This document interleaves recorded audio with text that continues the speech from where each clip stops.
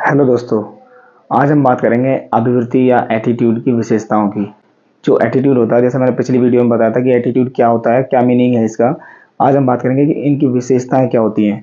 ठीक है, तो पहली विशेषता है इसकी पॉजिटिविटी और नेगेटिविटी। पॉजिटिविटी इसका मतलब ये है कि ये जो अभिवृत्तियाँ होती हैं हमारी किसी भी चीज़ के प्रति, वो नकारात्मक या सकारात्मक हो सकती हैं। फॉर एग्जाम्पल, आप अगर साइकोलॉजिकल स्केल होते हैं, हम किसी चीज़ को उस पर असेसमेंट करते हैं, तो 1 से 5 बिंदु तक या 1 to 5 पॉइंट्स तक हम उसका असेस करना चाहते हैं। तो अगर हम ये माने कि कोई शराब पीता है व्यक्ति और उससे हम ये पूछें कि वो शराब को कितना पसंद करता है। फॉर एग्जांपल, अगर वो 1 पॉइंट देता है, इसका मतलब है कि वो बिल्कुल ही कम पसंद करता है शराब को। अगर वो 5 पॉइंट देते हैं, तो इसका मतलब वो बहुत ज़्यादा शराब को पसंद करता है। तो ये नेगेटिव और पॉजिटिव हम ऐसे इसको डिफाइन कर सकते हैं। नंबर 2 आता है चरम सीमा या फिर एक्सट्रीमिटी। इसका मतलब है जो 1 से 5 बिंदु हमने जो उसे बताए थे, उसकी चरम सीमा है। अगर वो ज़्यादा शराब पीना चाहता है या ज़्यादा उसकी अभिवृत्ति उसकी प्रति है शराब के, तो वो 5 पॉइंट देगा। तीसरा जो पॉइंट है वो है सरलता या जटिलता। इसका मतलब यह है कि जो हमारी अभिवृत्तियाँ होती हैं वो सिंपलिसिटी भी हो सकती हैं और कॉम्प्लेक्सिटी भी उनमें हो सकती है। फॉर एग्जाम्पल, किसी एक विषय पर लोगों की अनेक अभिवृत्तियाँ होती हैं।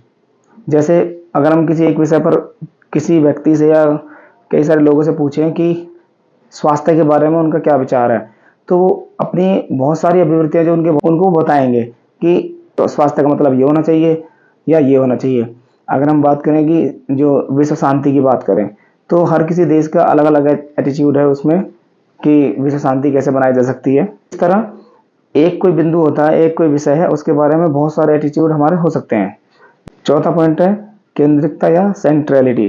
इसका मतलब है कि ज़्यादा सेंट्रलिटी वाली जो अभिवृत्ति या एटीट्यूड्स होते हैं, वो किसी भी व्यक्ति को ज़्यादा प्रभावित करते हैं। फॉर एग्जांपल, अगर कोई व्यक्ति है जो किसी एक विषय को, या मान लीजिए कोई खाने पीने की चीज़ है, वो उसको बहुत ज़्यादा पसंद करता है, तो इसका मतलब है वो उसकी जो अभिवृत्ति है, उसकी केंद्रिकता उस चीज़ में ज़्यादा है। ठीक है, अगर वो किसी चीज़ को बहुत पसंद नहीं करता, मान लीजिए वो कुछ लोग होते हैं जो करेला की सब्जी नहीं खाना पसंद करते, तो उन लोगों की करेला के प्रति अभिवृत्ति बहुत ही कम है और उनकी सेंट्रलिटी है जो वो किसी दूसरी चीज़ को खाने में है। फॉर एग्जांपल, विश्व शांति की बात करें हम, तो विश्व शांति पर ज़्यादातर सरकारें जो विश्व की गवर्नमेंट्स होती हैं, वो उन पर बहुत ज़्यादा खर्च करती हैं।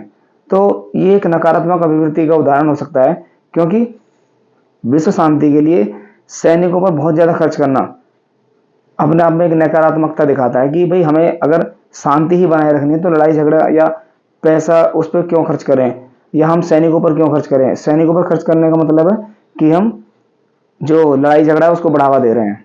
तो ये हम इसको एक नेगेटिविटी में ले सकते हैं कि हाँ, ये इसकी जो अभिवृत्ति है वो नेगेटिविटी है, तो वो एक नेगेटिविटी को जन्म देता है। जो भी अभिवृत्तियाँ होती हैं वो सेंट्रल हो सकती हैं और उनसे कोई भी नकारात्मक अभिवृत्ति पैदा हो सकती है।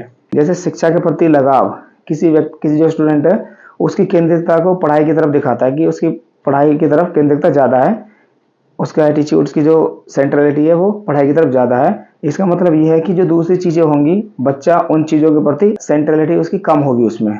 तो ये हुई आज एटीट्यूड की हमारी विशेषताएं।